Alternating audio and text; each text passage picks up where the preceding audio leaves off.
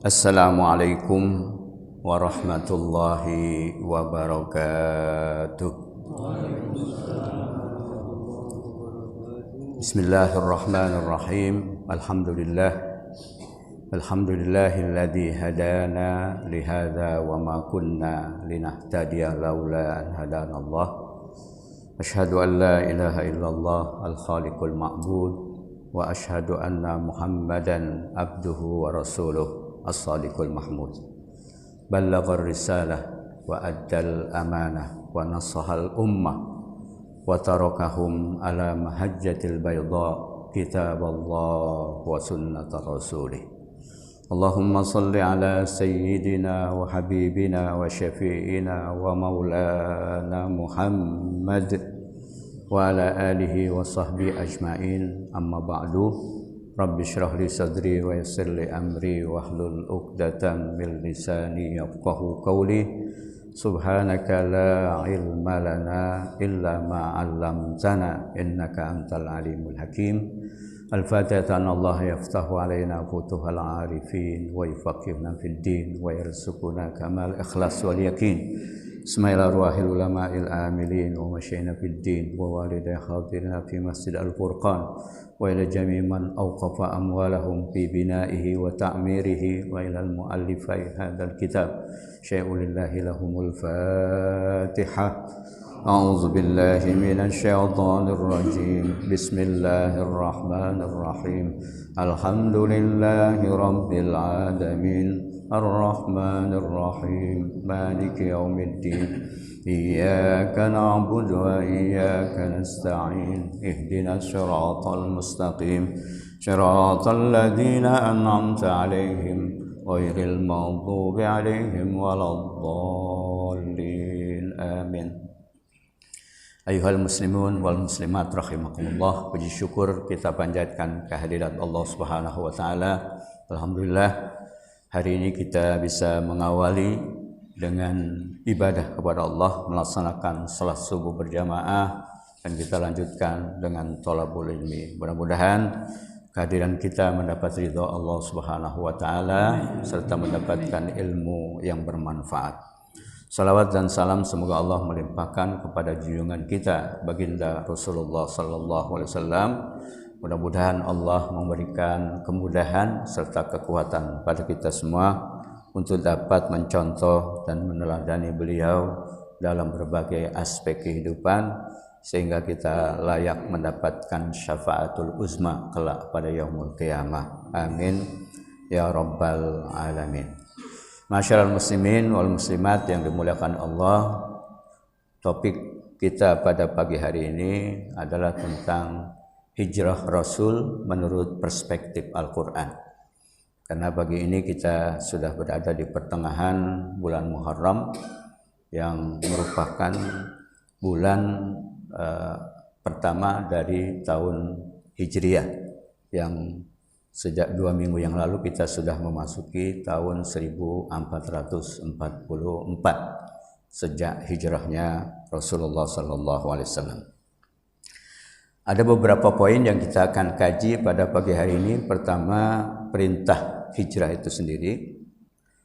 Yang kedua adalah mengenai definisi hijrah, baik dalam arti pada masa Rasulullah maupun dalam konteks kekinian.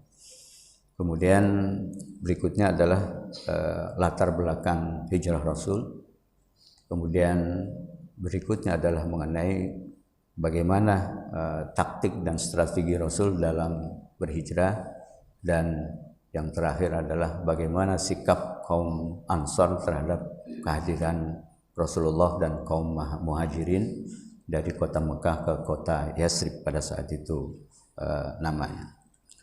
Masyarul muslimin jamaah yang dimuliakan Allah, tentu tahun hijrah ini belum ada pada masa Rasulullah.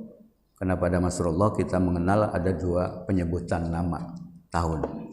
Yang pertama adalah yang disebut dengan Amul Fil, tahun gajah, yaitu mulai dari penyerangan pasukan Abraha yang pasukan gajah terhadap Ka'bah dan pada saat yang sama kelahiran baginda Rasulullah SAW. Yang kedua, apa yang disebut dengan Amul Bi'tsah. Amul Bi'tsah itu artinya tahun diutusnya Nabi, yaitu terhitung mulai sejak Rasulullah menerima wahyu yang pertama dalam usia 40 tahun di sebuah bukit namanya Jabal Nur. Di puncak bukit itu turun sedikit ada sebuah gua yang disebut dengan Goa Hiro atau dalam bahasanya Gor Hiro. Nah, sejak itu sampai kepada Rasulullah wafat dan sampai pada Khalifah Umar bin Khattab radhiyallahu anhu baru digagas tahun hijrah ini, yang sekarang sudah sampai 1444 hijrah. Nah, apa sih makna hijrah itu sendiri? Hijrah itu secara lughatan atau etimologi artinya pindah.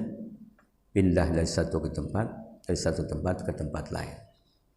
Nah, tentu yang dimaksud hijrah Rasul yaitu pindahnya Rasulullah SAW dari kota Mekah ke kota Yasrib saat itu namanya, yang kemudian dirubah menjadi Al-Madinah Al-Munawwarah dengan tujuan menyebarkan agama Islam, karena kondisi Makkah pada saat itu sudah tidak kondusif lagi. Terbukti dengan 13 tahun Rasulullah berdakwah di kota Makkah, para sejarawan mencatat hanya 150 orang yang beriman. Itu artinya Makkah sudah tidak kondusif lagi, bahkan secara terang-terangan mereka melakukan penentangan terhadap dakwah tersebut. Nah, tentu dakwah hijrah yang seperti itu kata Rasulullah tidak ada lagi. Jadi la hijrata ba'dal fathi walakin jihadun wa niyyah. Jadi hijrah seperti apa yang dilakukan oleh Rasulullah dan sahabatnya dari Darul Harbi ke Darul Iman itu sudah tidak ada lagi setelah penaklukan kota Mekah. Karena kita tahu setelah 8 tahun Rasulullah berhijrah ke Madinah, kemudian umat Islam menjadi kuat dengan bersatunya antara dua kelompok besar umat Islam, kaum Muhajirin dan Ansar. Akhirnya mereka dapat menaklukkan kota Mekah kembali seperti yang digambarkan oleh Allah dalam surat An-Nasr. Idza jaa nasrullahi wal fath wa ra'aitan nasa yadkhuluna fi dinillahi afwaja fasabbih bihamdi rabbika wastaghfir innahu kana tawwaba. Nah, sehingga hijrah dalam konteks kekinian itu seperti apa? Karena kata Rasulullah tidak ada lagi hijrah setelah penaklukan kota Mekah, walakin jihadun wa niyyah. Tapi yang tetap ada sampai hari kiamat nanti adalah perjuangan menegakkan Islam disertai dengan niat yang tulus, ikhlas karena Allah. Kemudian di dalam hadis lain Rasulullah menjelaskan orang yang hijrah dalam konteks kekinian itu seperti apa. Karena tadi hijrah dalam arti dari satu lokasi ke lokasi lain tidak ada lagi. Nah, maka kata beliau dalam hadisnya, al-muhajiru man hajara amma nahallahu anhu. Jadi muhajir dalam konteks kekinian, orang yang berhijrah, kalau banyak namanya muhajirin atau muhajirun, kalau satu muhajir adalah orang yang berhijrah, pindah dari kemaksiatan kepada ketaatan, dari perbuatan dosa dengan mencari pahala insya Allah. Inilah yang terus berlanjut sampai hari kiamat. Nah, itu definisi hijrah baik dalam sejarah pada masa Rasulullah maupun dalam konteks kekinian.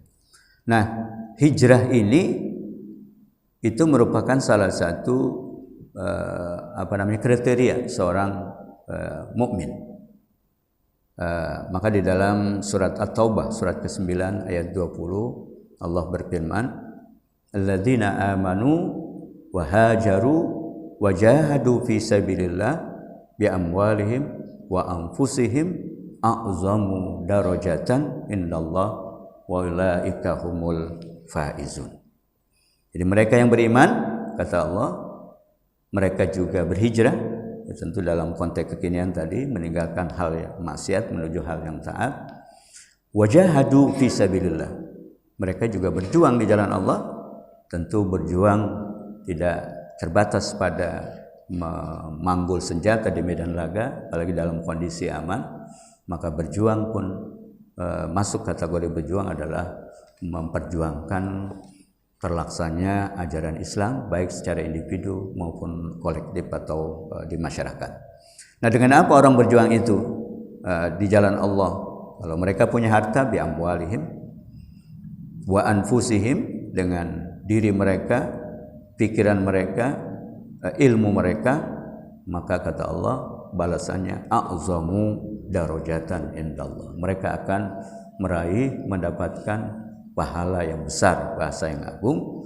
Wa ulaika humul faizun, dan mereka itulah orang-orang yang sukses, orang-orang yang meraih kemenangan. Nah, ini menandakan bahwa orang beriman itu harus berhijrah dan harus berjuang di jalan Allah dalam arti yang luas. Nah, untuk Rasulullah SAW dan para sahabatnya sendiri, kenapa beliau berhijrah? Tadi saya sudah singgung selintas bahwa Makkah itu sudah tidak kondusif lagi untuk dakwah Islam, dan puncaknya adalah tipu daya atau istilahnya makar penduduk Makkah terhadap Rasulullah dan para sahabatnya. Dan ini kita bisa baca dalam surat Al-Anfal, surat ke-8 ayat 30. Allah Subhanahu wa taala menyampaikan melalui wahyunya, melalui malaikat Jibril kepada baginda Rasulullah tentang usaha makar atau tipu daya orang-orang Quraisy terhadap Rasulullah dan dakwahnya. Di dalam surat tersebut Allah berfirman, wa id yamkuru bikal ladzina kafaru liyusbituka aw yaqtuluka aw yukhrijuka wa yamkuruna wa yamkurullah wallahu khairul makirin. Nah, ayat ini menjelaskan tentang kesepakatan jahat di kalangan tokoh-tokoh Quraisy. Mereka setelah gagal melakukan berbagai macam cara untuk membendung dakwah, ternyata gagal. Akhirnya usaha makar ini mereka tetapkan di sebuah pertemuan di suatu tempat yang mereka sebut dengan Darun Nadwah. Jadi kalau Bapak Ibu yang pernah berhaji atau berumrah mungkin tahu lokasi itu. Darun Nadwah itu lokasinya antara Mas'a dan Maulid Nabi yang sekarang menjadi perpustakaan. Antara tempat sa'i dan Maulid Nabi, situ ada sebelah kanannya ada gunung yang sekarang ada jadi istana, sebelah kirinya sekarang ada WC umum. Disitulah Darun Nadwah, rumah Abu Sufyan dan tokoh-tokoh Quraisy lain. Nah, di situ mereka berembuk bagaimana cara mengatasi atau membendung dakwah ini. Akhirnya mereka membuat satu kesepakatan jahat dengan 3 rencana jahat itu. Digambarkan dalam ayat ini, yaitu wa id yamkuru bikal ladzina kafaru. Ketika orang-orang kafir itu membuat niat jahat, rencana jahat terhadapmu wahai Muhammad, kata Allah Subhanahu wa taala, yaitu membuat tipu daya. Berupa apa tuh yang mereka sepakati? Ada 3 poin.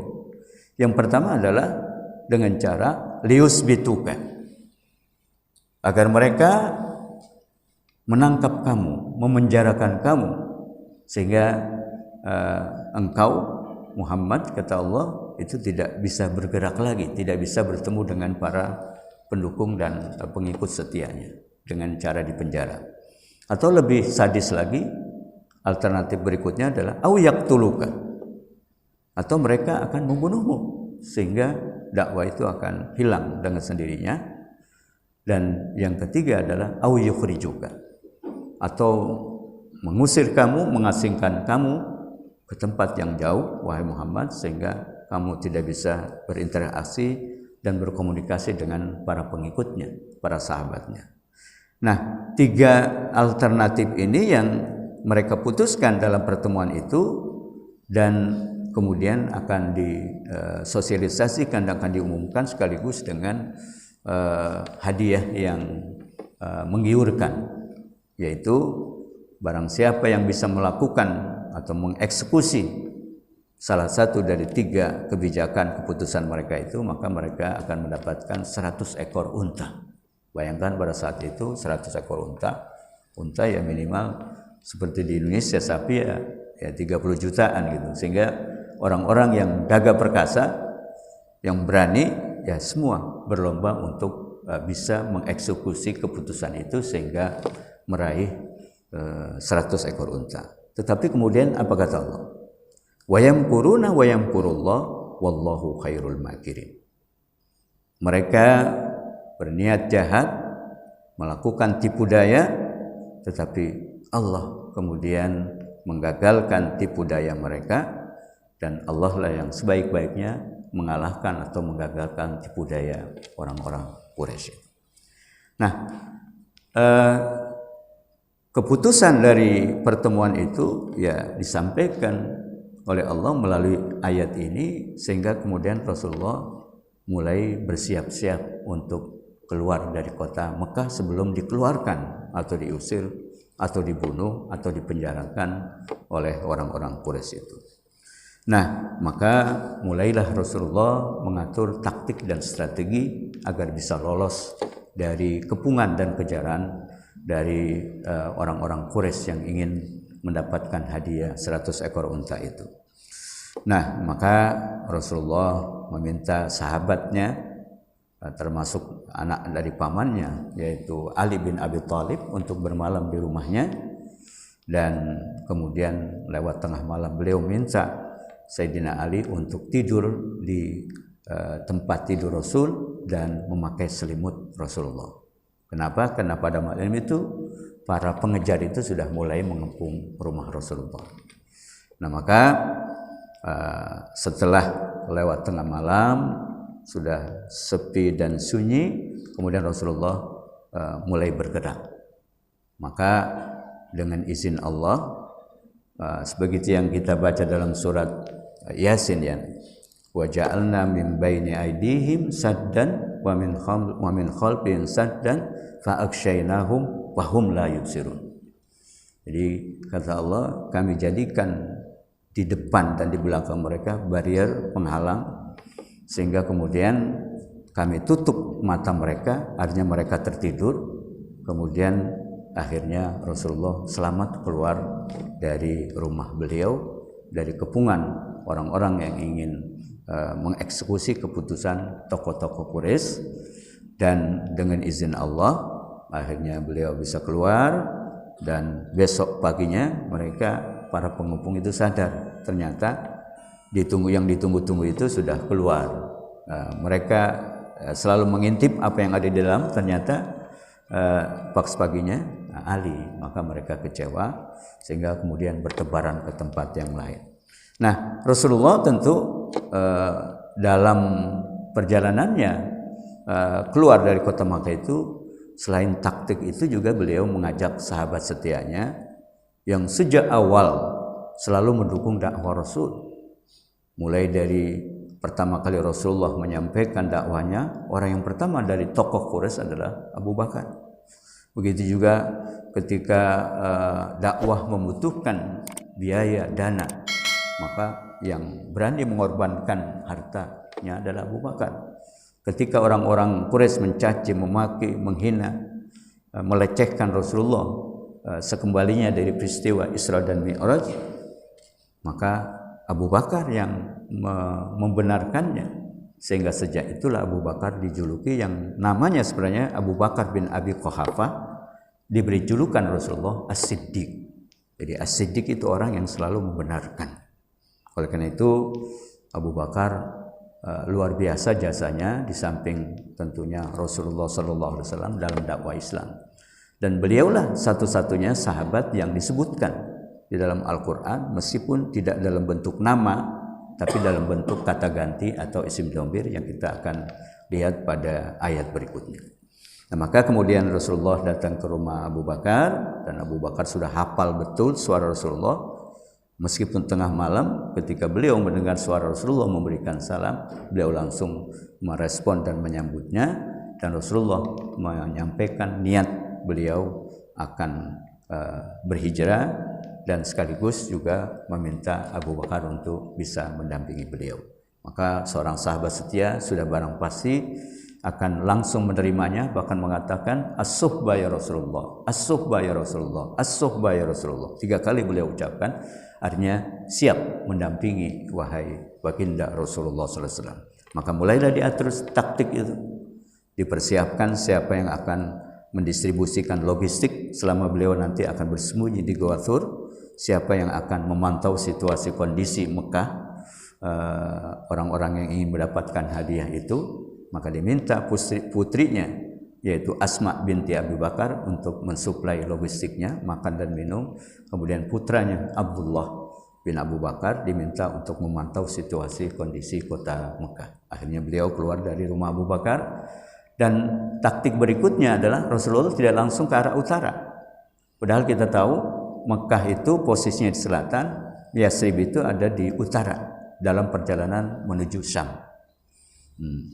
Tapi beliau tidak langsung ke sana, karena kalau ke sana udah langsung pasti akan bertemu dengan orang yang siap tadi mengeksekusi keputusan itu. Karena memang sebelum Rasulullah hijrah itu, mulai dari tanggal 1 Muharram itu, sebagian umat Islam Mekah itu secara diam-diam sudah mulai meninggalkan kota Mekah. Sehingga pada saat Rasulullah tadi diputuskan untuk dilakukan makar, itu sebagian umat Islam sahabat Rasulullah yang sudah beriman itu sudah tidak di kota Mekah lagi, sudah ke Madinah. Sehingga ada beberapa orang saja termasuk dari Rasulullah, Abu Bakar dan Sayyidina Ali yang diminta Rasulullah untuk menyelesaikan masalah utang piutang dan lain sebagainya. Nah, maka beliau itu ke arah selatan, justru ke arah selatan dari kota Mekah yang ke arah Yaman gitu. Jadi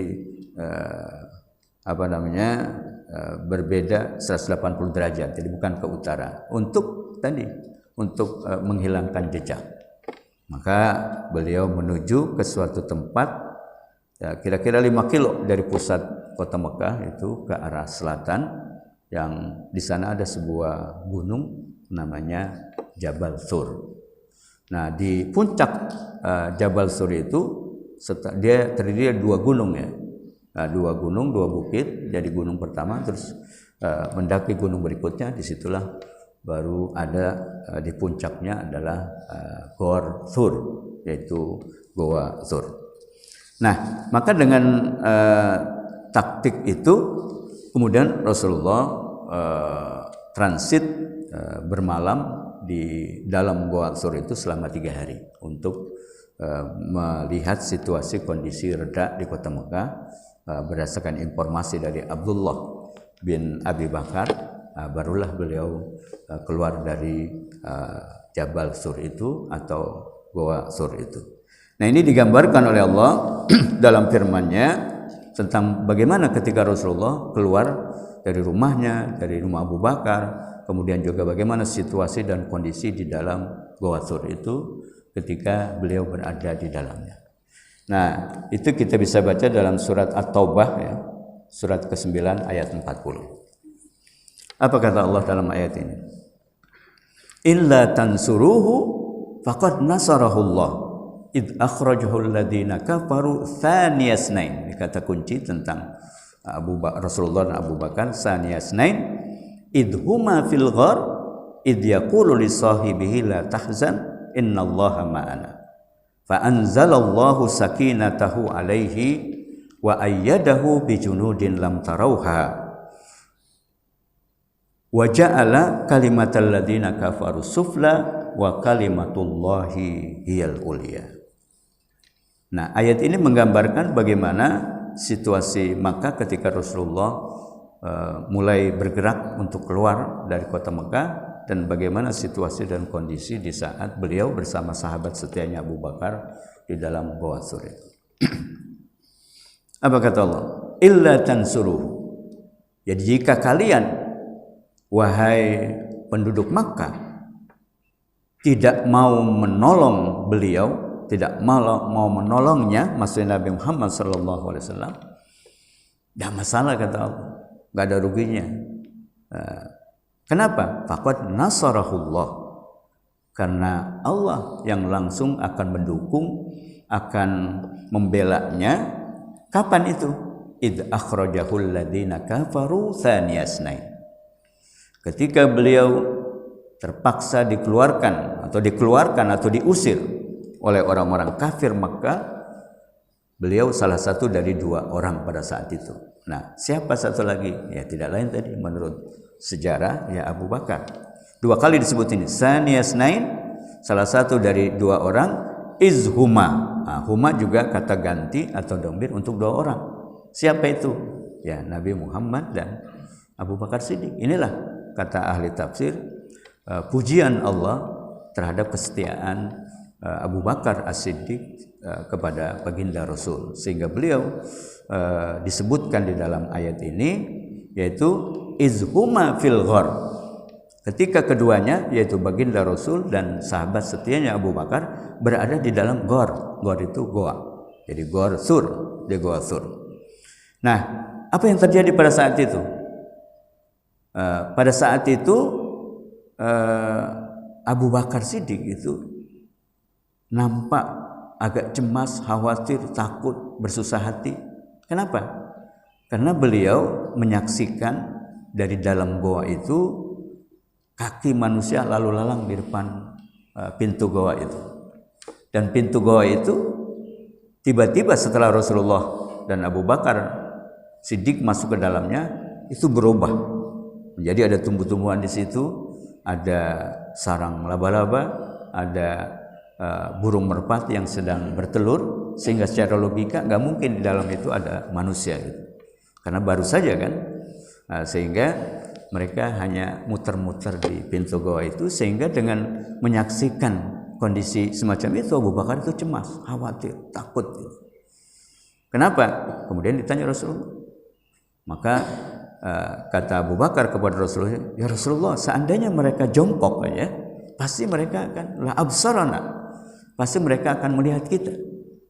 Maka kemudian turunlah ayat ini yang menenangkan Abu Bakar Siddiq, dinasihati oleh Rasulullah. Sebelum Rasulullah menyampaikan ayat ini, beliau mengatakan, ma zannuka bisnain ya Abu Bakrin, Allahu salisuhum. Ini masalah akidah, masalah keimanan.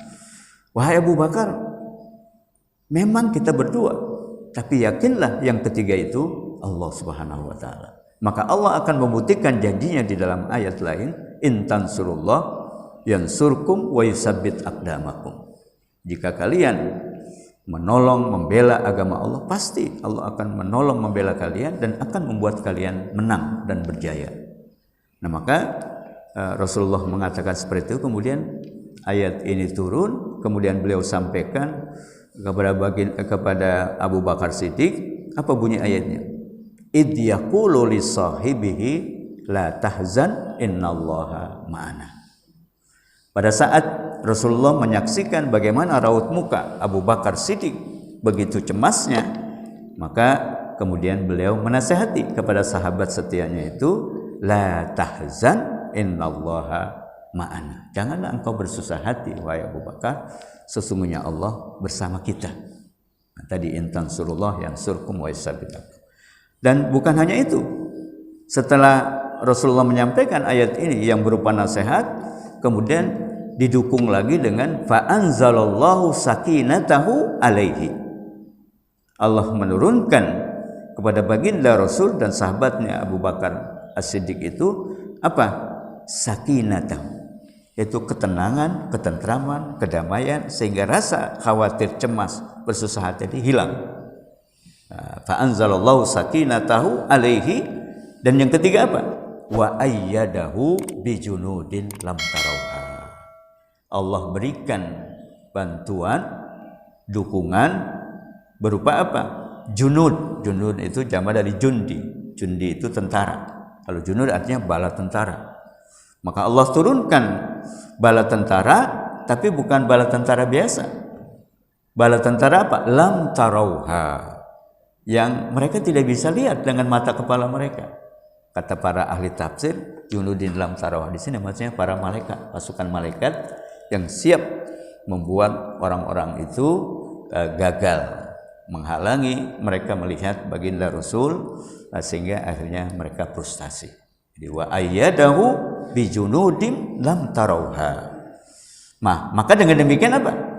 Karena Allah sudah menjanjikan tadi pertolongannya, di samping juga sudah turunkan kepadanya ketenangan, dan kemudian juga diturunkan kepada mereka, kepada beliau berdua bala tentara, maka akhirnya wa ja'ala kalimatal ladzina kafaru sufla.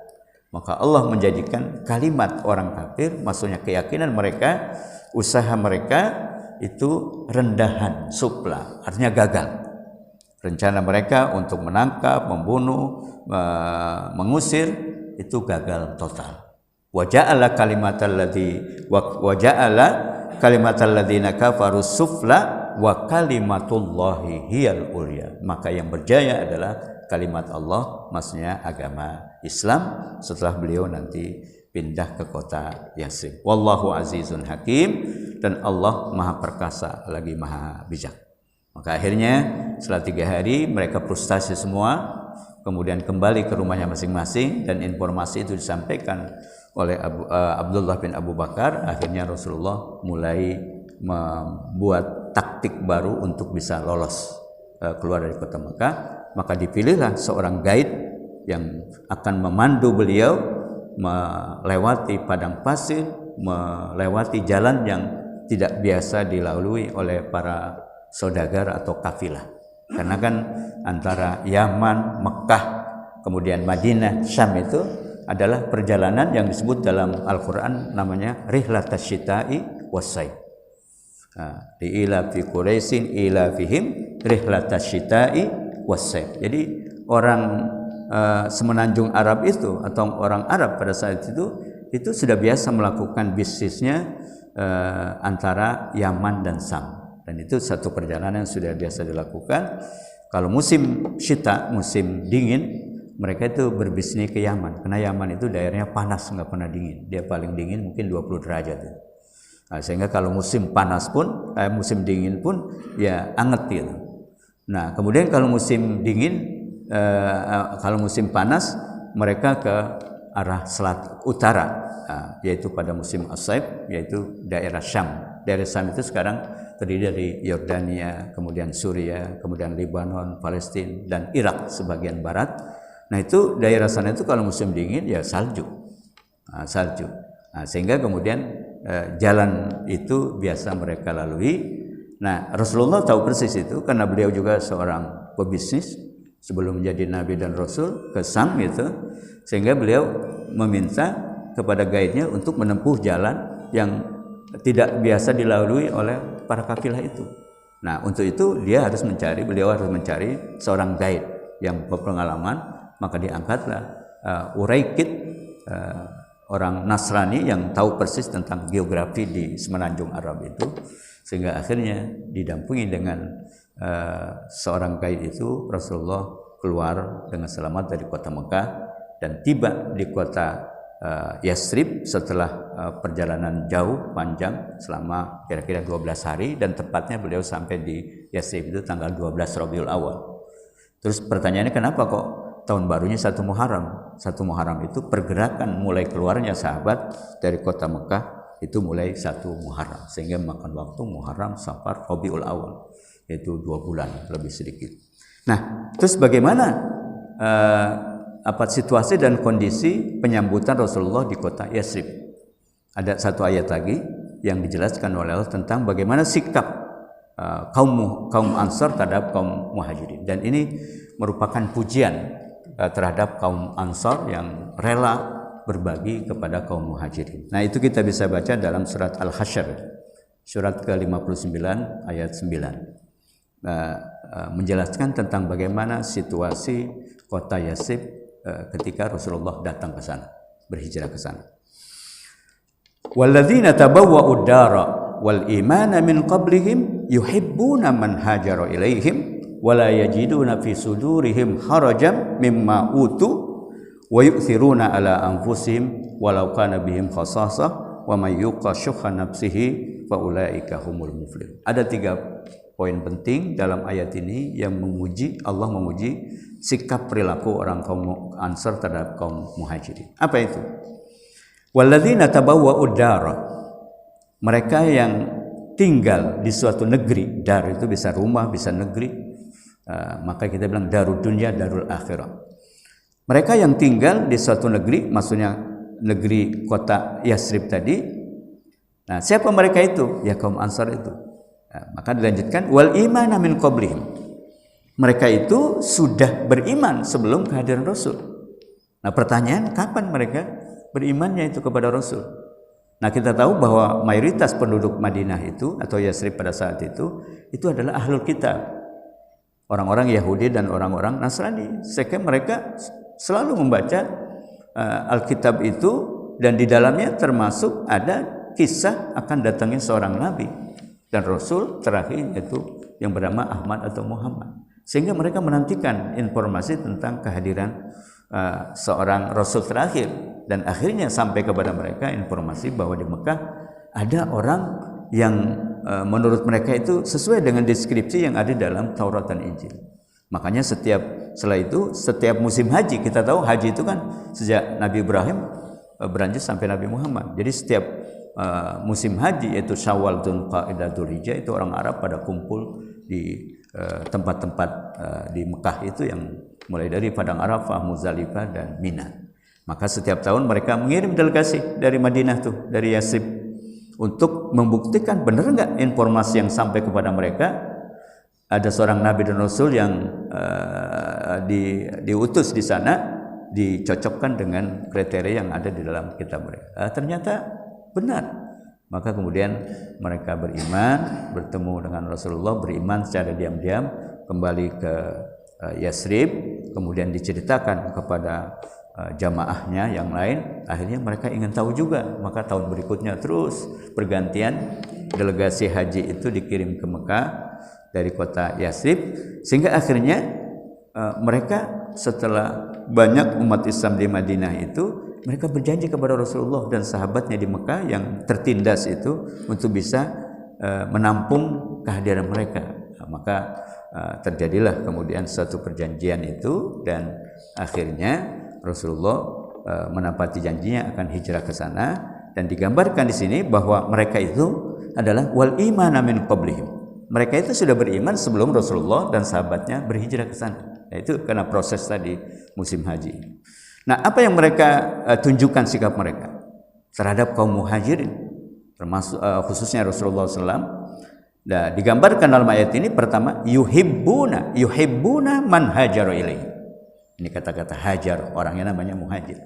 Mereka suka, mereka senang, mereka cinta kepada orang-orang yang datang ke negeri mereka. Man hajara ilaihi. Maksudnya siapa? Itu disebut dengan kaum muhajirin. Man hajara ilaihim, mereka suka, mereka senang kehadiran, bergembira dengan kehadiran orang-orang dari Mekah yang disebut dengan kaum muhajirin. Itu yang pertama. Yang kedua, wala yajiduna fi sudurihim hajatan mimma utu. Dan mereka tidak keberatan untuk berbagi apa yang mereka miliki, karena mereka tahu persis bahwa kaum muhajirin itu datang ke kota Yasrib itu bukan untuk berpoya-poya, untuk bersenang-senang, tapi mereka meninggalkan harta bendanya, istrinya, segala macam yang mereka miliki di Mekah hanya untuk menyampaikan dan membela dakwah. Sehingga mereka membutuhkan berbagai hal, membutuhkan akomodasi, membutuhkan modal kerja, membutuhkan bahkan keluarga. Nah, maka kemudian kaum Ansar itu mereka tidak sungkan-sungkan, tidak susah-susah membantu. Mereka yang butuh modal dikasih, mereka yang butuh akomodasi diberikan, bahkan mereka juga rela menceraikan istrinya yang lebih dari satu untuk kemudian dinikahkan kepada kaum muhajirin. Itu yang disebut wala yajiduna fi sudurihim hajatan mimma utu. Itu yang kedua. Yang ketiga lebih hebat lagi. Ini akhlak yang paling mulia, yaitu wa yu'thiruna ala anfusihim walau kana bihim khasasah. Mereka memprioritaskan, mendahulukan kepentingan kaum muhajirin, padahal mereka juga butuh tadi. Siapa yang tidak butuh uang, siapa yang tidak butuh rumah, siapa yang tidak butuh keluarga misalnya. Tapi mereka isar itu artinya memprioritaskan, mendahulukan orang lain dari kepentingan pribadi meskipun dia butuh. Nah, inilah akhlak yang paling mulia.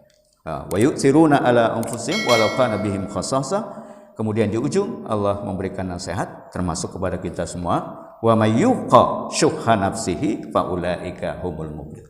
Barang siapa yang dibebaskan Allah, dilindungi Allah dari sifat bakhil, dari sifat pelit, dari sifat tidak mau menolong dan membantu orang lain, maka kata Allah, fa ulaika humul muflihun. Itulah orang-orang yang akan meraih keberuntungan dunia dan akhirat. Hadirin jamaah yang dimuliakan oleh Allah Subhanahu wa taala, itulah kondisi kota Yathrib ketika Rasulullah tiba di sebuah distrik namanya distrik Qubbah. Nah, Qubbah itu kalau Bapak Ibu yang pernah haji atau yang akan haji dan umroh itu ya harus dikunjungi Masjid Qubbah itu. Kenapa? Itu masjid yang pertama kali dibangun oleh tangan Rasulullah langsung. Seperti digambarkan dalam Al-Quran, la masjidun ussisa ala taqwa min awwali yaumin ahaqqu an taquma fi. Masjid yang dibangun pertama kali atas dasar takwa ya Masjid Qubbah itu. Makanya dia punya keistimewaan. Jadi kalau kita ke Madinah itu jangan lupa di samping tentu Masjid Nabawi udah barang pasti berkunjung ke tempat-tempat bersejarah untuk membuktikan bahwa apa yang kita baca dalam Al-Quran, dalam hadis, dalam sirah Nabawiyah itu ya bisa kita lihat dengan mata kepala kita sendiri sehingga kita tambah yakin gitu. Makanya kalau orang pernah haji dan umrah seharusnya tambah yakin karena dia napak tilas kan terhadap perjalanan dakwah Rasul. Nah, antara lain adalah yang sangat dianjurkan oleh Rasulullah untuk dikunjungi selain tentunya Masjid Nabawi yaitu Masjid Qubbah itu. Kata Rasulullah dalam sebuah hadisnya, man tatahhara fi baitihi summa zara Masjid Qubbah fa shalla rak'ataini fa ka'annama addal umrah. Barang siapa yang bersuci di tempatnya, di hotelnya, di pemondokannya, di rumahnya, kemudian dia berkunjung ke Masjid Qubbah, kemudian melakukan sholat 2 rakaat sesuai dengan waktunya, apakah sholat tahiyatul masjid yang selalu ada, atau sholat duha, atau sholat qobliyah ba'diyah, atau sholat fardu, maka nilainya sama dengan ibadah umroh. Makanya kalau kita ke sana diingatkan oleh para guide, para pembimbing harus wudu dari rumah, kemudian sampai di sana langsung masuk kalau yang nggak batal ke masjid dan lakukan sholat. Nah setelah itu baru ke Masjid Qiblatain, Jabal Uhud, kalau masih ada waktu baru ke kebun kurma. Jangan kebun kurma dulu baru yang lain, karena kebun kurma itu tambuhan dan itu juga diperhatikan waktu sholat. Nah para jamaah sekalian, dengan demikian Rasulullah disambut tadi dengan qasidah yang sangat populer. Kita biasanya kalau ada acara, ada orang terhormat datang dibacain qasidah apa? Tola'al badru alaina min saniyatil wada'i wajaba syukru alaina mada'a lillahi da'i jikta syarraftal madinah marhaban ya khairul da'i. Jadi qasidah itu dilantunkan oleh kaum Ansar sekaligus kaum Muhajirin ketika menyambut Rasulullah di sebuah distrik namanya Qubbah. Apa artinya itu? Tola al-badru alaina, telah sampai bulan purnama kepada kita. Itu bahasa metafora, bahasa tasbih menggambarkan Rasulullah seorang yang akan menyinari kota Madinah dan seluruh semenanjung Arab dengan teduhnya. Kemudian min saniyatil wada, dari sebuah jalan yang bernama Saniyatul Wada, wajib syukru alaina mada'a lillahi da'i, maka kita wajib bersyukur karena sudah ada orang yang mau mengajak kita ke jalan yang lurus. Jikta syarraftal Madinah marhaban ya khairud da'i, selamat datang di kota Madinah wahai dai yang terbaik. Nah itulah kisah dari qasidah itu. Dan akhirnya Rasulullah meninggalkan Qubbah setelah beberapa hari selesai membangun masjid menuju ke pusat kota Madinah yang saat ini pada saat itu kemudian dibangun Masjid Nabawi yang sampai saat ini sangat dianjurkan untuk dikunjungi oleh umat Islam. Salah satu dari 3 tempat yang sangat dianjurkan untuk dikunjungi. La yushaddur rihalu illa ila salasati masajid, masjid hadza wa masjidil haram wa masjidil aqsa. Jadi traveling atau bepergian tidak dianjurkan kecuali ketiga tempat. Masjidku ini, Masjid Nabawi, dan kemudian Masjidil Haram di Mekah dan Masjidil Aqsa di Yerusalem atau di Madinah Qudus. Sekian itu para jamaah sekalian kajian kita pada pagi hari ini. Mudah-mudahan menambah wawasan dan mohon maaf agak panjang karena ayatnya banyak dan supaya tuntas kajiannya tidak sepotong-sepotong. Barangkali kalau masih ada waktu silahkan. Ini yang utama. Ya silakan.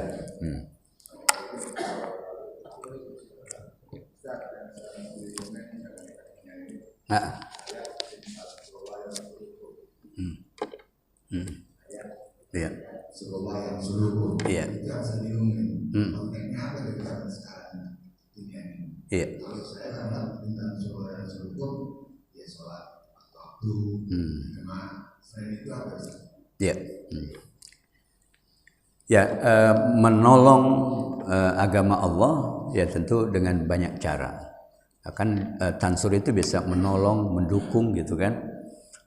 Jadi kalau kalian menolong agama Allah, maka kalian akan ditolong Allah dan kalian akan berjaya.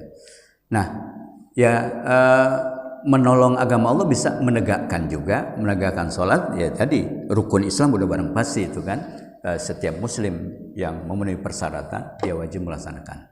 Nah, menolong agama Allah juga ya dengan cara mendakwakannya, dengan cara membelanya kalau ada orang yang melecehkan agama. Dan jika diperlukan di satu saat misalnya ada orang yang akan memerangi Islam, ya menolong itu ya dengan berjihad di jalan Allah. Jadi komprehensif gitu. Jadi mulai dari tadi menjalankan ibadah-ibadah itu juga dalam rangka menolong atau menegakkan Allah, dan juga tadi untuk mendakwakan, menyampaikan risalah ini kepada umat manusia dan mengingatkan kepada umat Islam yang barangkali belum bisa menjalankan ajaran Islam. Dan jika diperlukan satu saat, tidak mustahil itu terjadi, ada orang yang melecehkan, ada orang yang menyerang umat Islam, negara Islam, ya menolong agama Allah di situ ya berjihad di jalan Allah. Jadi saya kira itu semua sesuai dengan kebutuhan di dalam kehidupan bermasyarakatan satu negara. Ya, saya kira itu. Wallahu a'lam bishawab. Ada lagi? Ya, silakan. Assalamualaikum warahmatullahi wabarakatuh. Assalamualaikum.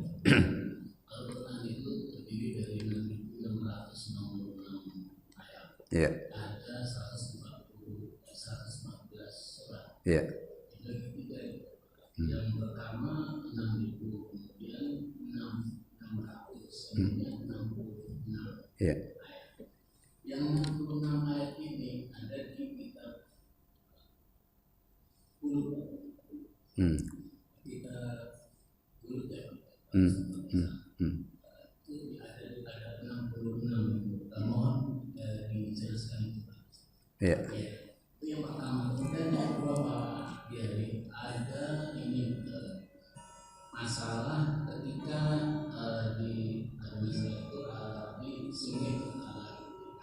sini itu ada perempuan sama laki-laki mandi.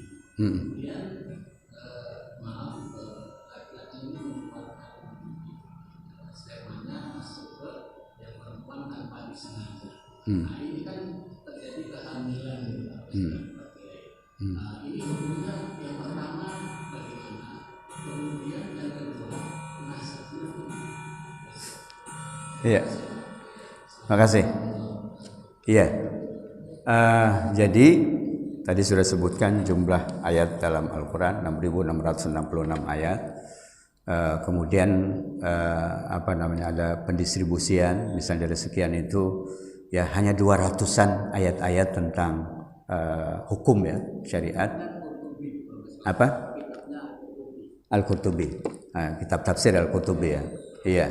Jadi pengklasifikasian ayat-ayat itu, dan ada ayat-ayat tentang sejarah, ada ayat-ayat tentang nasihat atau mauizah dan lain sebagainya.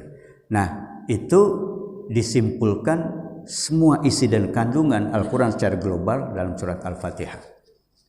Nah, kalau kita baca surat Al-Fatihah misalnya, itu sudah merangkum itu semua dalam arti topik-topik yang ada dalam Al-Quran. Makanya disebut dia dengan Al-Fatihah, pembuka, kemudian juga Ummul Kitab atau Ummul Quran.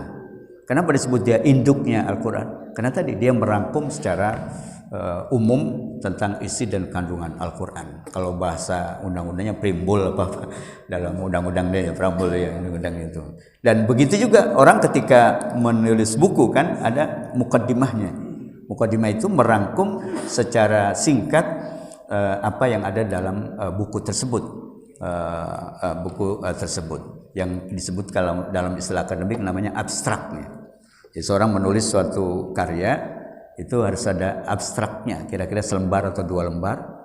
Kalau orang baca itu dia tahu ini isinya apa nih gitu. Nah begitu juga Al-Quran. Nah, dengan Al-Fatihah itu merangkum semua topik-topik yang ada dalam Al-Quran secara global. Misalnya kalau kita lihat Bismillahirrahmanirrahim, Alhamdulillahirabbil alamin, Ar-Rahmanirrahim. Itu namanya pujian, as-sana. Nah, pujian kepada Allah. Terus Maliki Yaumiddin. Itu artinya keimanan, keyakinan bahwa ada hari pembalasan, Maliki Yaumiddin. Terus Iyyaka na'budu wa iyyaka nasta'in. Itu isinya tentang tempat pertolongan. Kita minta pertolongan dan minta pertolongan dan menyembah itu nggak ada lain adalah kepada Allah. Itu dalam masalah ibadah yang dirangkum kemudian dalam kitab ini. Iyyaka na'budu wa iyyaka nasta'in. Kemudian ihdinas siratal mustaqim. Itu doa. Ihdinas siratal mustaqim. Itu doa. Bagaimana kita diperintahkan oleh Allah untuk berdoa yang banyak sekali dalam ayat Quran. Itu ajaran-ajaran tentang doa sebagai penjabaran breakdown dari perintah ihdinas siratal mustaqim. Itu doa.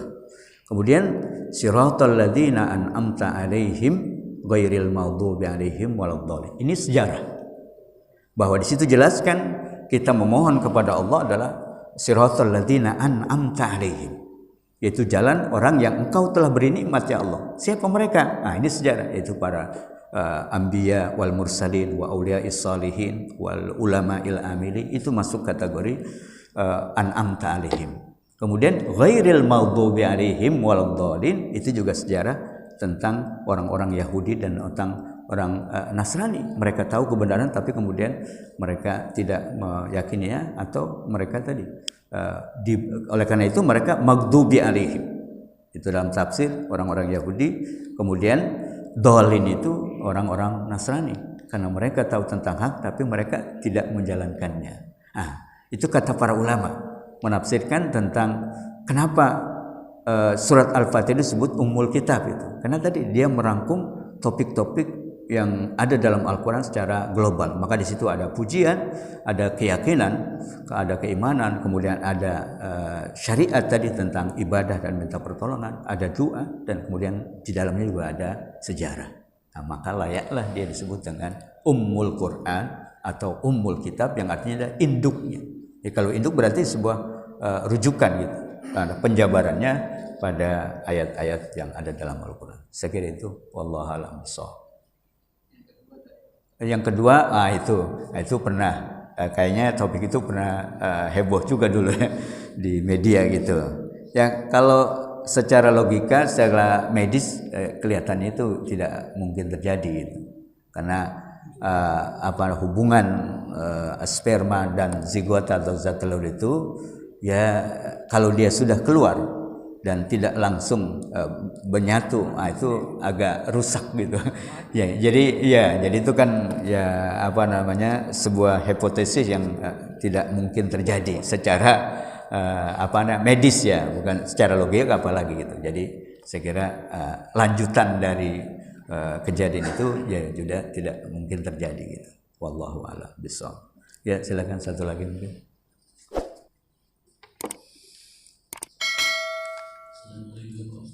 Waalaikumsalam warahmatullahi wabarakatuh. Di zaman sekarang dengan banyak golongan itu Ustaz. Iya. Kalau dulu di zaman Nabi kan apapun yang salah itu Nabi bisa memberikan contoh langsung ya Ustaz.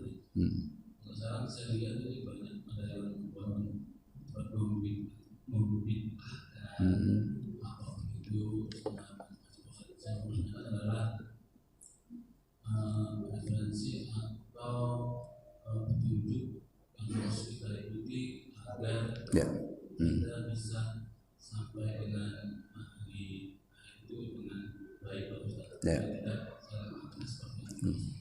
Ya, ya, terima kasih.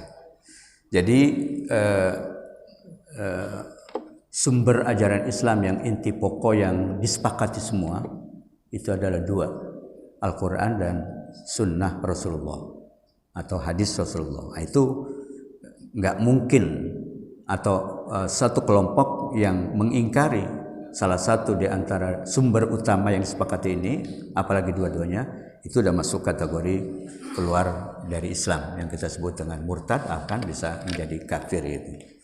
Nah, sedangkan yang lain tambahan dari sumber ajaran itu ada, kalau di dalam mazhab Syafi'i ada yang disebut dengan ijma, ada qiyas.